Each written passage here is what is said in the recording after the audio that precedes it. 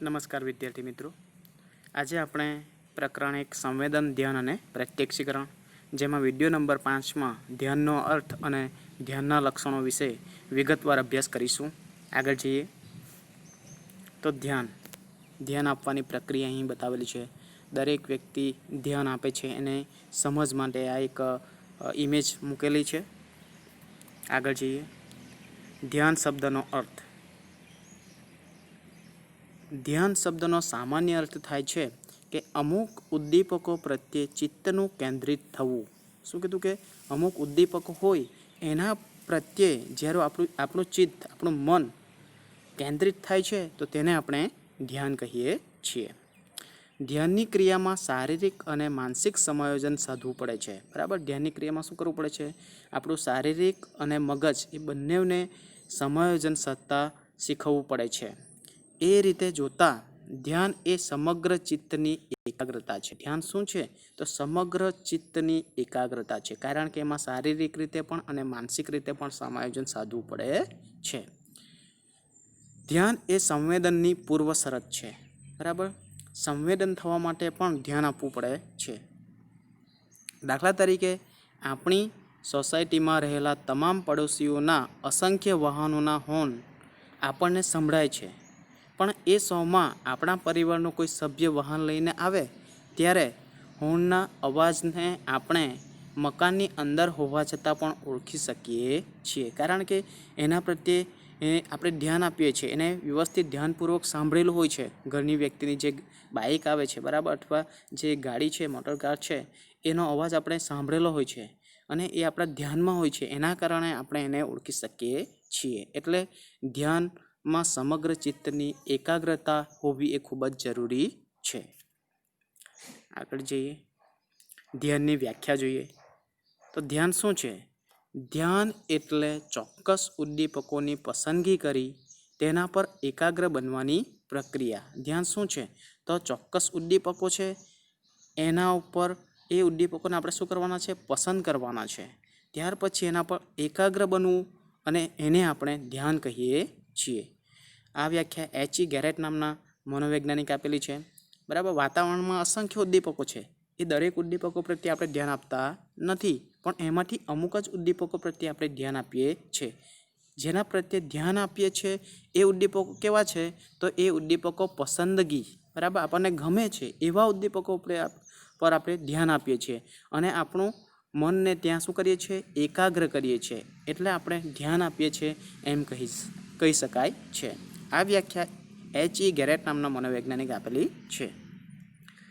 ત્યાર પછીની બીજી વ્યાખ્યા છે, ધ્યાન એ પસંદગીયુક્ત ઉદ્દીપકો ઉપર માનસિક કેન્દ્રીકરણ કરવું એવો થાય છે. ધ્યાન શું છે? તો પસંદગીયુક્ત ઉદ્દીપકો, બરાબર, જે આપણને ગમે છે એવા જ ઉદ્દીપકો, એના પણ આપણા મગજને કેન્દ્રિત કરવું એને ધ્યાન કહેવાય છે. બંને વ્યાખ્યા સરખી જ છે, માત્ર શબ્દો બદલાયેલા છે. બરાબર, તો માનસિક કેન્દ્રીકરણ પસંદગીયુક્ત ઉદ્દીપકો ઉપર એટલે ધ્યાન, એવી વ્યાખ્યા જેમ્સ દ્રેવર નામના મનોવૈજ્ઞાનિકે આપેલી છે. બરાબર, આપણને જે ગમે છે એના પ્રત્યે આપણે ધ્યાન આપીએ છીએ. બરાબર, આપણા મગજને કેન્દ્રિત કરીએ છીએ. બરાબર, આગળ જઈએ. ધ્યાનનું સ્વરૂપ અને તેના લક્ષણોની વાત કરીએ તો ધ્યાન પસંદગીયુક્ત છે. બીજું છે ધ્યાન સમાયોજનાત્મક છે. ધ્યાન શોધનાત્મક છે. ધ્યાન ભવિષ્યલક્ષી છે. ધ્યાન પ્રેરણાત્મક છે. ધ્યાનને સીમા પ્રદેશ અને કેન્દ્ર પ્રદેશ છે. અહીં વ્યુત્ક્રામ્ય આકૃતિ છે અહીં આપેલી, રૂબિનના કપની આકૃતિ છે આ. અને છેલ્લું છે ધ્યાન ચંચળ છે. આટલા મુદ્દા ધ્યાનના લક્ષણોમાં સમાયેલા છે. એની વિગતે આપણે ચર્ચા કરીએ. તો પ્રથમ છે ધ્યાન પસંદગીયુક્ત પ્રક્રિયા છે. ધ્યાન કેવી છે? તો પસંદગીયુક્ત પ્રક્રિયા છે. એને આપણે જોઈએ તો ધ્યાન પસંદગીયુક્ત, સ્વૈચ્છિક અને સાહજિક હોય છે. ધ્યાન કેવું છે? તો આપણને પસંદ પડેલી એવી બાબતો ઉપર આપણે ધ્યાન આપીએ છીએ. એટલે ધ્યાન પસંદગીયુક્ત હોય છે, સાથે સાથે સ્વૈચ્છિક હોય છે. આપણને ઈચ્છા થાય એના પ્રત્યે જ આપણે ધ્યાન આપીએ છીએ, એટલે સ્વૈચ્છિક છે અને સાહજિક હોય છે. કોઈપણ સમયે અનેક ઘટકો અને અનેક માણસો પ્રત્યક્ષ અને પરોક્ષ સ્વરૂપે વ્યક્તિના ધ્યાનના કેન્દ્ર પ્રદેશમાં હોય છે, બરાબર. માણસ પ્રત્યક્ષ અને પરોક્ષ રીતે આપણા ધ્યાનના કેન્દ્ર પ્રદેશમાં હોય છે, પણ બધા ઘટકો પ્રત્યે વ્યક્તિ ધ્યાન આપી શકતી નથી. તે શું કરે છે? તો તે અમુક જ ઘટક કે ઉદ્દીપકોને પસંદ કરે છે. બીજા ઉદ્દીપકોની શું કરશે? અવગણના કરશે. આપણે કશે જઈએ તો ઘણા બધા ઉદ્દીપકો હોય, તો એ બધાને જ આપણે જોતા નથી, પણ શું છે, આપણને જે ગમે છે, પસંદ પડે છે, એના તરફ આપણે ધ્યાન આપીએ છીએ. એ આપણી સ્વૈચ્છિક પ્રક્રિયા છે અને સાહજિક છે. ઘણા બધા માણસોને આપણે ધ્યાન આપતા નથી, બરાબર. એમાંથી અમુક જ વ્યક્તિ ઉપર આપણું ધ્યાન જાય છે અને બીજાની આપણે શું કરીએ છીએ? તો અવગણના કરીએ છીએ, એના પ્રત્યે ધ્યાન આપતા નથી, બરાબર. દાખલા તરીકે અહીં બતાવેલું છે કે ફિલ્મ જોતી વખતે વ્યક્તિને જે બાબતમાં રસ હોય તેના પ્રત્યે એનું ધ્યાન આકર્ષાય છે.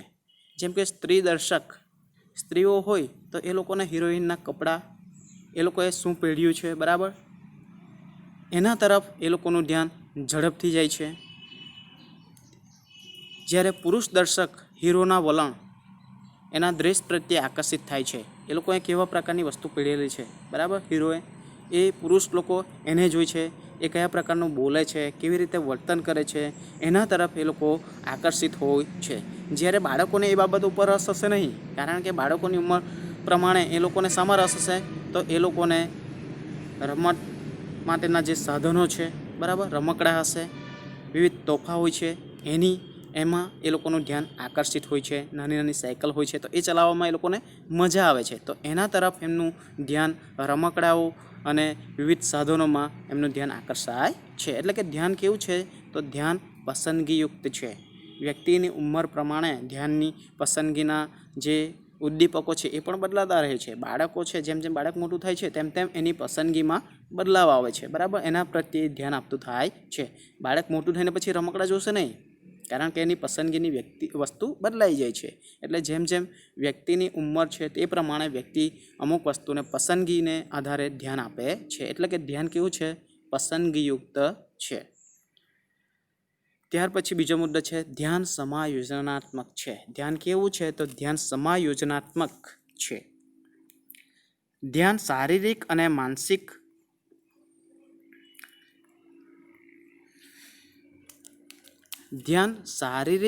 માનસિક સમાયોજનની પ્રક્રિયા છે. ધ્યાનમાં શું કરવું પડે છે? આપણા શરીરની સાથે આપણા મનને પણ સમાયોજન કરતા રહેવું પડે છે. ધ્યાન કેન્દ્રીકરણ માટે જ્ઞાનતંતુઓ, આપણે જ્યારે ધ્યાન આપીએ છીએ ત્યારે એની સાથે જોડાયેલા જ્ઞાનતંતુઓ છે, શરીરના અંગો, સ્નાયુઓ વગેરે એકબીજા સાથે સમાયોજન સાધે છે. દાખલા તરીકે દૂરની વસ્તુને જોવા માટે આપણે જ્યારે તત્પર થઈએ ત્યારે આપણે શું કરીએ છીએ? આંખોને સંકોચી ઝીણી કરીએ છીએ. આંખ ઉપર હાથની છાજલી કરી પ્રકાશની માત્રાનું સમાયોજન કરીએ છીએ, બરાબર. આમ બાહ્ય વાતાવરણ સાથે શારીરિક માનસિક રીતે સમાયોજિત થઈને જોવા માટે આપણે પ્રયત્ન કરીએ છીએ. એટલે કે આપણા શરીરના અંગો અને આપણા મનને આપણે શું કરીએ છીએ?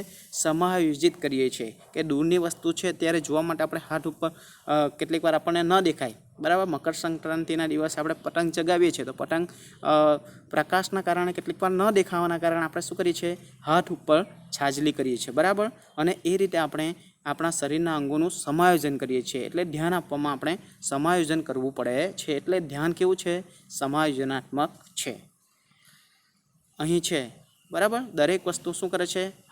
શરીરના અંગોનો ઉપયોગ કરે છે અને એના આધારે સમાયોજિત કરે છે. દૂરની વસ્તુ છે, બરાબર, તો એને જોવા માટે હાથ ઉપર છાજલી કરે છે. અને કદાચ પ્રકાશ પડતો હશે તો એના હાથ ઉપર છાજલી કરીને એને જોવાનો પ્રયત્ન કરે છે. એટલે ધ્યાન સમાયોજનાત્મક છે. આગળ જઈએ તો ધ્યાન કેવું છે? તો ધ્યાન એ શોધનાત્મક છે. ધ્યાન કેવું છે? શોધનાત્મક છે,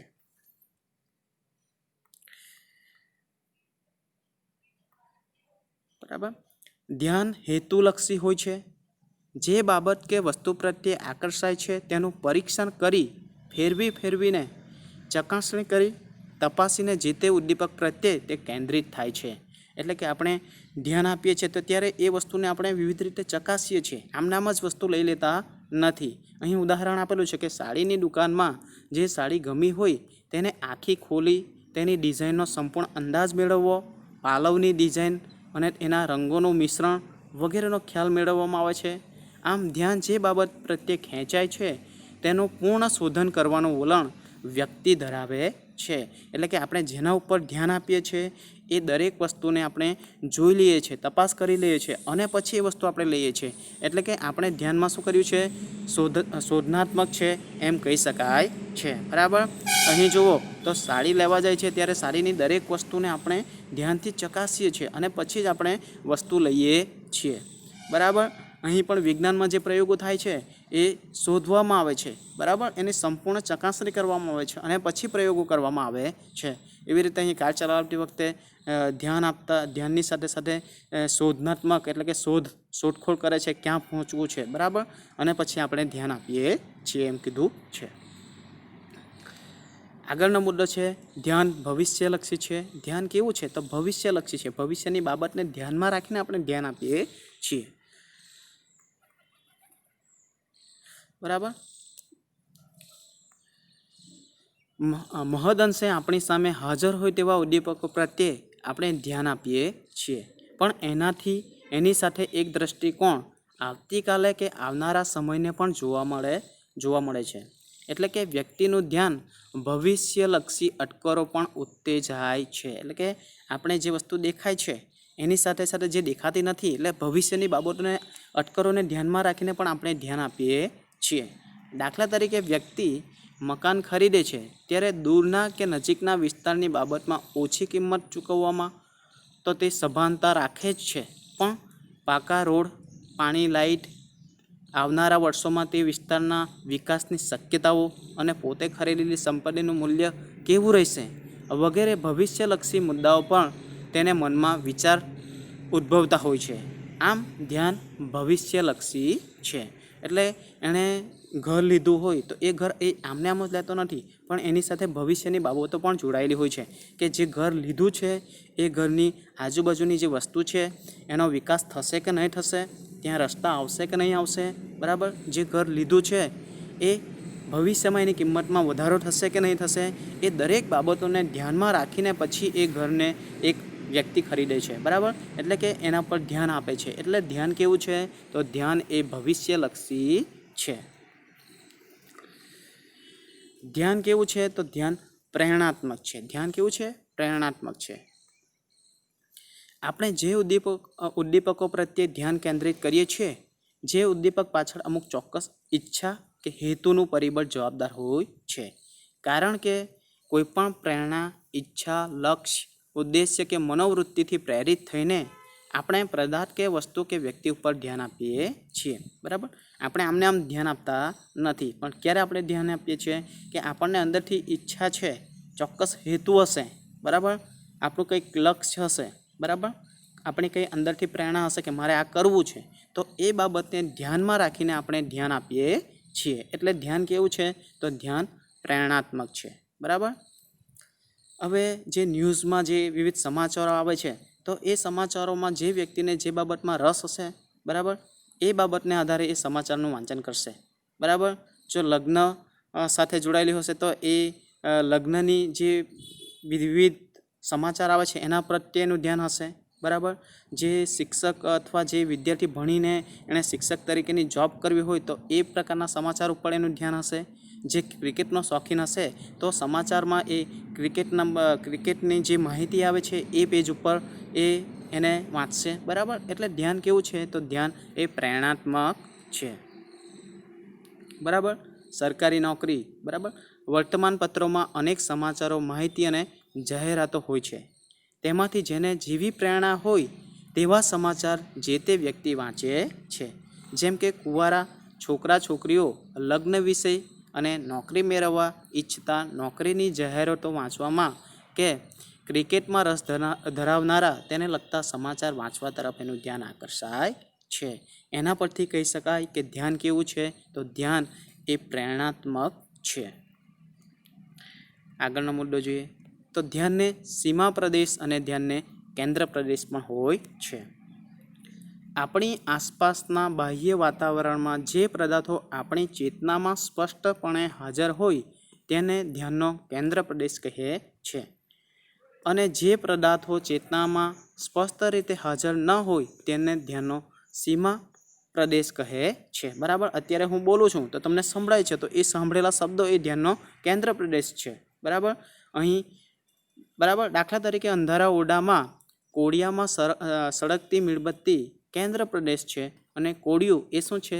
સીમા પ્રદેશ છે તરીકે ભૂમિકા ભજવે છે. તે જ રીતે રેડિયો પર વાગતા ભજનના ગાયકના અવાજને કેન્દ્ર પ્રદેશમાં છે અને તેની સાથે વિવિધ વાદ્યો એટલે કે વિવિધ અવાજો આવે છે. બરાબર, લય અને સંગીત એ એના સીમા પ્રદેશ તરીકે ભૂમિકા ભજવે છે. ક્યારેક આ કેન્દ્ર પ્રદેશ અને સીમા પ્રદેશ સતત બદલાતા પણ જોવા મળે છે. બરાબર, ધ્યાનને કેન્દ્ર પ્રદેશ અને ધ્યાનને સીમા પ્રદેશ છે. બરાબર, જે સમયે આપણે ધ્યાન આપીએ છીએ તે પ્રદેશ આપણા ચિત્તમાં હોય જે વસ્તુ, બરાબર, અને જેના પર આપણે સમગ્ર ધ્યાન આપીએ છીએ તો એ ધ્યાનના કેન્દ્ર પ્રદેશમાં છે એમ કહેવાય. અને આજુબાજુની જે વસ્તુ છે એ ધ્યાનનો સીમા પ્રદેશ કહેવાય છે. બરાબર, ઉદાહરણ દ્વારા આપણે એને સમજીએ. ધ્યાનનો સીમા પ્રદેશ અને ધ્યાનનો કેન્દ્ર પ્રદેશ. બરાબર, અહીં તમને કેટલીક વાર બે વ્યક્તિના ચહેરા દેખાય છે. બરાબર, બબ્બી વ્યક્તિના ચહેરા છે એ એના તરફ આપણું ધ્યાન જાય છે. તો કેટલીક વાર આ બાજુ જે છે, બરાબર, આના ઉપર ધ્યાન જાય છે. તો એ ધ્યાનનો સીમા પ્રદેશ અને કેન્દ્ર પ્રદેશ સતત બદલાતા રહે છે. બરાબર, અહીં રૂબિનના કપની આકૃતિ આપેલી છે. એમાં કેટલીક વાર આપણું ધ્યાન આપણને ડીવી દેખાશે. બરાબર, જ્યારે કેટલીક વાર આપણને બે વ્યક્તિના ચહેરાની આકૃતિ દેખાય છે. એટલે કે જે સમયે આપણું ધ્યાન જેના પર એકત્રિત થયેલું છે તો તે ધ્યાનના કેન્દ્ર પ્રદેશમાં છે એમ કહી શકાય. જ્યારે આપણને ડીવી દેખાશે તો ડીવી એ આપણું કેન્દ્ર પ્રદેશ છે અને આજુબાજુનું જે માણસના ચહેરા છે એ સીમા પ્રદેશ છે. પણ જે સમયે આપણું ધ્યાન એ બે વ્યક્તિ ઉપર જાય છે ત્યારે એ બે વ્યક્તિ ધ્યાનના કેન્દ્ર પ્રદેશમાં છે અને ડીવી એ ધ્યાનના સીમા પ્રદેશમાં આવી જાય છે. રૂબીના કપની આકૃતિમાં પણ ઘડીકમાં બે ચહેરા જે કાળા રંગના છે તેના પર તરફ ધ્યાન જાય છે તો ઘડીકમાં સફેદ ડીવીની આકારની આકૃતિ ઉપર ધ્યાન જાય છે. આમ વ્યુત્ક્રમ્ય આકૃતિ અને પશ્ચાત ભૂમિકા વચ્ચે સ્પષ્ટ ભેદ પાડી શકાતો નથી. કારણ કે આકૃતિ ક્યારેક પાર્શ્વેત ભૂમિકા અને પાર્શ્વેત ભૂમિકા ક્યારેક આકૃતિ બની જાય છે. બરાબર, સીમા પ્રદેશ અને કેન્દ્ર પ્રદેશ આમ સતત બદલાતા રહે છે. એના પછીનો મુદ્દો છે, અહીં પણ એ જ છે, ધ્યાન ચંચળ છે. ધ્યાન કેવું છે? તો ધ્યાન ચંચળ છે. ધ્યાનમાં સ્થિરતા ન હોવાથી ધ્યાનને ચંચળ કહેવામાં આવે છે. ધ્યાનમાં શું છે? ચંચળતા છે. આપણે દરેક કોઈ પણ વસ્તુ પર લાંબા સમય સુધી ધ્યાન આપી શકતા નથી. એ આપણી ધ્યાનની ચંચળતા છે. ધ્યાન સ્થિર રહેતું નથી. વારંવાર શું થાય છે? બદલાયા કરે છે. એનું મહત્વનું લક્ષણ છે. ધ્યાનની આવી અસ્થિરતાને ધ્યાન વિચલન તરીકે પણ ઓળખવામાં આવે છે. 2 માર્કમાં પ્રશ્ન છે કે ધ્યાન વિચલન એટલે શું? તો ધ્યાન એક ઉદ્દીપક ઉપરથી બીજા ઉદ્દીપકો, બીજા ઉપરથી ત્રીજા ઉદ્દીપક, આમ વારંવાર એ બદલાયા કરતું હોય છે એને ધ્યાન વિચલન કહેવામાં આવે છે. બરાબર, આપણે શોપિંગ સેન્ટરમાં જઈએ છીએ ત્યારે આપણે જોઈએ છીએ મોટે ભાગે કે ઘણી બધી વસ્તુઓ છે તો આપણું ધ્યાન એક ઉદ્દીપક ઉપરથી બીજા ઉદ્દીપક ઉપર, એક ઉદ્દીપક આ લેવું છે કે પછી આ લેવું છે. બરાબર, કઈ વસ્તુ લેવું છે? આ જે વસ્તુ છે એના પર 40% ડિસ્કાઉન્ટ છે તો આ વસ્તુ આપણે લઈએ. બરાબર, આવી રીતે આપણે વારંવાર આપણું ધ્યાન શું થાય છે? એક ઉદ્દીપક ઉપરથી બીજા ઉદ્દીપક ઉપર જતું રહે છે. બરાબર, આ ધ્યાનને વિચલન, બરાબર, આપણે હંમેશા વિચારતા થઈ જઈએ છીએ તો એ શું છે? ધ્યાનનું ચંચળપણાના કારણે આવું થાય છે. બરાબર, એ ધ્યાનનું વિચલન છે. એટલે કે ધ્યાન કેવું છે? તો ધ્યાન એ ચંચળ છે. બરાબર મિત્રો, મનોવિજ્ઞાનના આવા બીજા વિડીયો માટે મારી ચેનલને સબસ્ક્રાઈબ કરો, બેલ આઇકોન ઉપર ક્લિક કરો, લાઈક કરો, શેર કરો. બરાબર, જેથી મને વિડીયો બનાવવામાં થોડી મજા પડે. થેન્ક યુ, આભાર, જય હિન્દ.